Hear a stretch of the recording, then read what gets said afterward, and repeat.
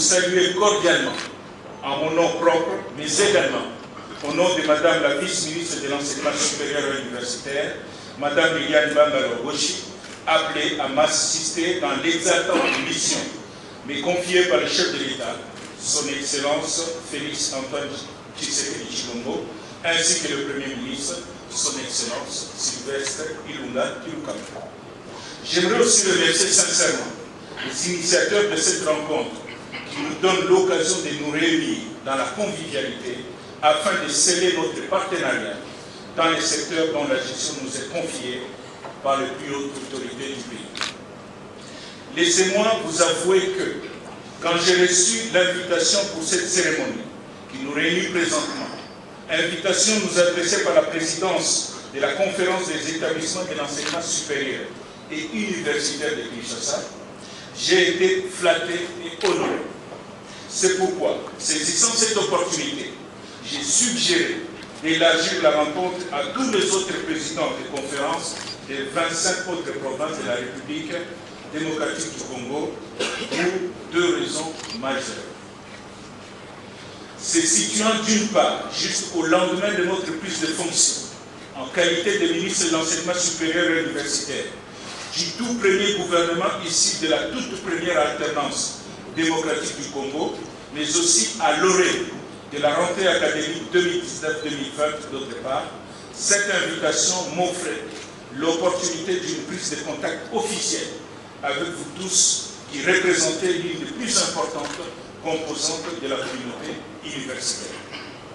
La deuxième raison est que cette invitation nous ouvrait un espace de contact physique, d'échange et de partage, selon cette sagesse populaire qui dit ceci: vous ne pouvez pas prétendre marcher ensemble à deux, puis avancer, si vous ne vous êtes pas accordé au préalable sur les principes qui vous guideront. Cependant, contrairement à ce qui était prévu dans le programme initial, la publication de l'instruction 020 ne sera pas faite aujourd'hui pour la bonne raison que les derniers arbitrages sont attendus du gouvernement de la République. En attendant, nous demeurons ouverts aux suggestions et éventuels enrichissements qui peuvent nous être transmis à la date mail suivante esucongo@gmail.com. Mesdames et messieurs, distingués invités, notre mandat à la tête du ministère de l'Enseignement supérieur et universitaire se situe à un moment particulier de l'histoire de notre pays. En effet, comme je l'ai souligné plus haut, nous faisons partie du premier gouvernement issu de l'alternance démocratique dans notre pays. Cette alternance politique, tant saluée à travers le monde, impose au peuple congolais, qui aspire à plus de bonheur, à un changement radical. Changement dans la gouvernance de la chose publique, changement des mentalités et des comportements, changement des cultures, etc. Le président de la République, chef de l'État, ne cesse de nous interpeller tous et de nous inviter à l'accompagner dans le vaste chantier du changement qui caractérise sa vision d'un Congo nouveau. À la suite de cet appel du chef de l'État, et convaincu du rôle que doit jouer l'éducation nationale en général et l'enseignement supérieur et universitaire en particulier, dans les processus de changement et de transformation de la société, le gouvernement de la République nous a confié la mission de replacer le secteur de l'enseignement supérieur et universitaire au centre de l'action pour l'émergence du Congo. Si le peuple d'abord est mobilisateur dans l'action gouvernementale, il importe aux élites intellectuelles, au premier rang les universitaires, d'éclairer ce peuple.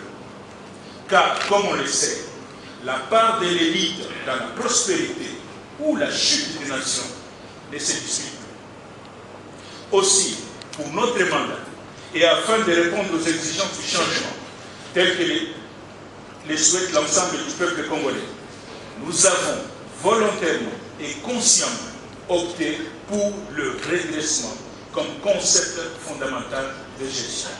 Les contextes sociopolitiques nous y obligent. Toute alternance implique une dynamique de changement.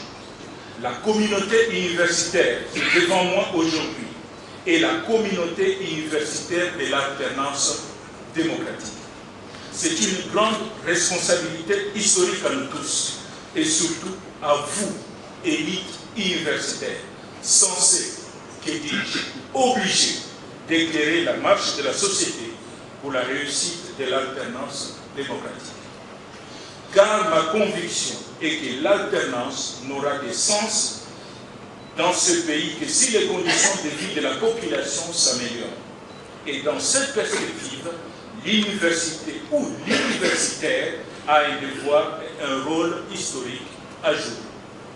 Je ne voudrais pas ici soulever la discussion devenue imparable sur la responsabilité collective de la communauté des universitaires congolais dans la problématique de la prise en charge des préoccupations nationales. Mabika Kalanda avait, peu après l'indépendance, perçu la nécessité d'une remise en cause pour décoloniser les mentalités des élites formatées par l'administration coloniale. Il pensait pouvoir, à juste raison, susciter la conscience politique de l'élite universitaire pour la rendre apte à créer au pays les conditions humaines nécessaires à son développement et à sa participation à l'émergence de l'Afrique. Dans ce même optique, j'entends encore sonner la boutade outrancière de Justin Kambwela, intellectuel zaïrois ou étudiant, pour stigmatiser les comportements anomiques qui prédisposaient les universitaires à œuvrer contre le rayonnement de leur nation. À la lumière de Justin Kambwela, je dirais, à l'aube de l'alternance démocratique universitaire congolaise, où êtes-vous? Avec l'alternance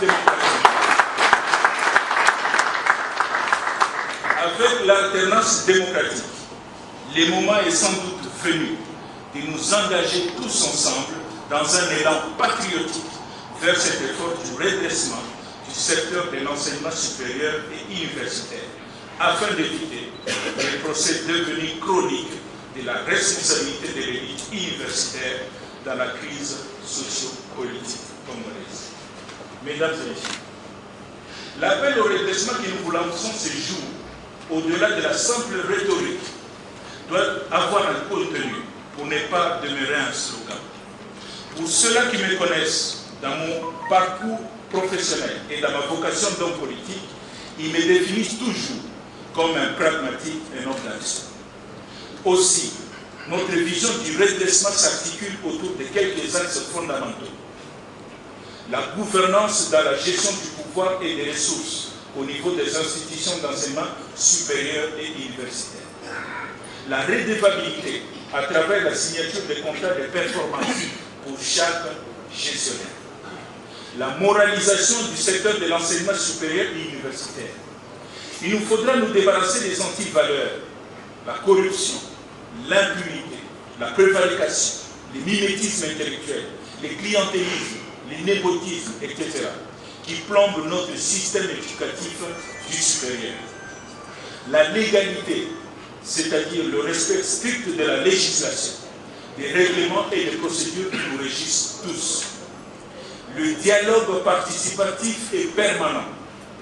Le partage d'une vision commune, la définition des stratégies communes pour atteindre les objectifs fixés et réaliser les missions assignées au secteur de l'enseignement supérieur universitaire implique un dialogue permanent et participatif entre toutes les parties prenantes afin d'améliorer la gouvernance des établissements du secteur. Ces axes ne sont pas exhaustifs.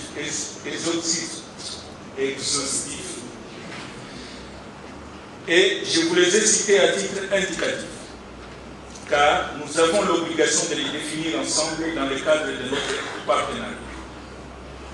C'est ainsi que, à la suite de l'initiative prise par le conseil d'administration des universités, j'annonce solennellement notre volonté d'organiser dans les jours à venir les états généraux de l'enseignement supérieur et universitaire. En effet, depuis notre prise de fonction, nous avons eu à recevoir plusieurs acteurs et opérateurs du secteur de l'enseignement supérieur et universitaire. Et ces échanges, nous avons noté plusieurs mots qui rongent notre système éducatif, plusieurs défis à relever pour que l'enseignement supérieur et universitaire réponde efficacement à sa mission sociétale, c'est-à-dire celle de rendre service à la collectivité. À travers ces états généraux, il est question de repenser notre système en opérant des choix pertinents et rationnels pour, d'une part, matérialiser la vision du chef de l'État et du gouvernement et, d'autre part, satisfaire les attentes de la communauté nationale. En effet, toutes les études portant sur le secteur de l'enseignement supérieur et universitaire, aussi bien celles réalisées à l'intérieur du pays que celles de l'extérieur, conduisent formellement à des recommandations similaires et impératives relatives à une réforme incontournable des conditions structurelles, administratives, socio-environnementales, académiques, scientifiques, financières et budgétaires du secteur de l'enseignement supérieur et universitaire national. Il nous faudra absolument harmoniser notre système éducatif du supérieur avec les priorités nationales dictées par l'alternance politique et aussi l'adapter aux défis de l'évolution des sciences et des technologies dans le monde. Il nous importe à cet effet de récupérer d'abord et dans le meilleur délai notre leadership régional et continental en matière d'enseignement supérieur et universitaire et de recherche scientifique avant de rechercher à briguer ensuite et sans complexe la place que mérite notre pays comme en l'an 1960 à l'échiquier mondial. Pour y arriver, le rôle du politique que nous sommes est extrêmement important et déterminant. En effet, au jour d'aujourd'hui, à travers le monde, les savoirs scientifiques entretiennent des rapports privilégiés et s'incarnent réellement dans le pouvoir et partie des industries. L'exercice efficace et efficient du pouvoir d'État n'est plus imaginable sans le concours indispensable de la science et de la technique moderne. L'État moderne est un État scientifique et technique. À cet égard, la science et la technique entretiennent avec le pouvoir d'État et le développement de la nation des rapports directement proportionnels. Plus elle devient de plus en plus forte, plus le pouvoir d'État et le développement de la nation accusent des progrès notables. Il faudrait donc une bonne dose de confiance et une intime complicité entre l'homme d'État et ses scientifiques, car tous ils travaillent pour la même cause, pour l'émergence de leurs États et le bien-être de leur peuple. D'où l'impérieuse nécessité, à l'aube des grandes réformes qui s'annoncent dans la gouvernance de l'État, de la tenue des États généraux de l'enseignement supérieur et universitaire, car les enjeux et les défis sont importants. Je vais m'approcher des présidents des conseils d'administration pour fixer, dans un cadre à définir ensemble, les modalités pratiques de l'organisation de ces forums. À vous tous si présents, j'attends vos suggestions et vos propositions sur ces grands forums réformateurs. Avec espoir qu'ensemble, nous prendrons assidûment la part qui est la nôtre pour le redressement tous azimuts de l'excellence universitaire, gage du développement s'il en est de cette mère patrie qui nous est tous chère et dont le temps de l'éveil a finalement sonné.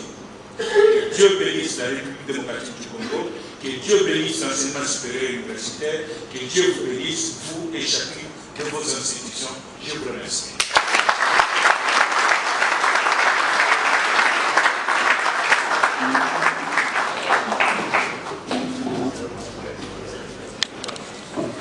Excellences, Monsieur le ministre, au nom des collègues, je vous avoue que vos propos nous sont allés droit au cœur.